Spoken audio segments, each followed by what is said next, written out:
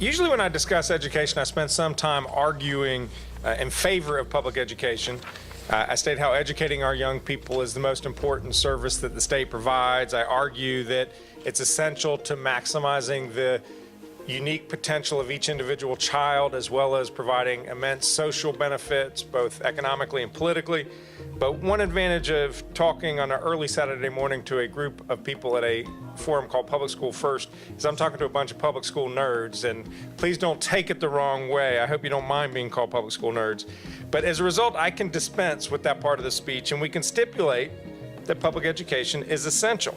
The trope is public education has failed, and the solution is a market model. High-stakes testing, base teacher evaluation entirely on testing, reward winners and losers, close, quote, failing schools, open more charter schools, provide vouchers.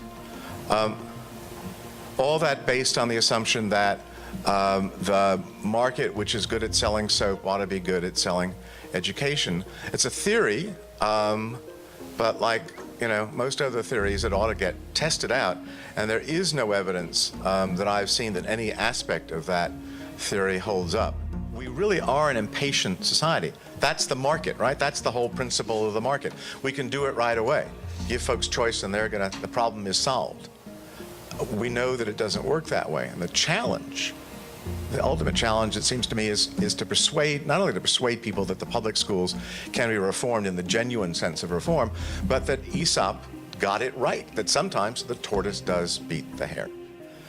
I don't care what kind of a MacArthur genius you are, you cannot restructure the culture of an institution as complex as a public school system in 3 years.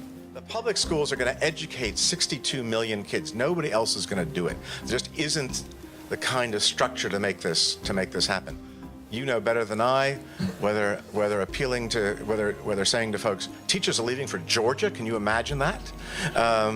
Is a line that might, you know, which I heard earlier in the discussion, is something that might carry. But tell the story. Being on the defensive is the worst place to be. Having to explain yourself. Be the folks who are out there in front and being proud of what you do. Find the success stories. Find the why it matters stories and connect them to what needs to be done. We would be doing this state a serious disservice if we let go or scare away or don't work to retain teachers who are experienced and who can continue to learn on the job.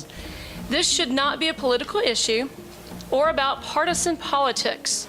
I challenge our elected officials to end the dialogue of blame.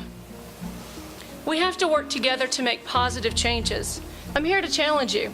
No matter where they teach, public, private, or charter schools, please keep in mind that no matter how you pay for it or what you call it, schools require teachers. If you really want to destroy public education, keep repeating over and over again that schools are failing and that system needs to be replaced. Or starve schools of funds, or undermine teachers, or badmouth their professions, or put public funds in the hands of unaccountable private interest, or abandon the goal to prepare every child in our state to a successful life. We're in a state of educational crisis in North Carolina right now. With so many changes to education recently, we're caught in this perfect storm of education reform. And I'm actually someone who believes that some changes are necessary to improve our public schools.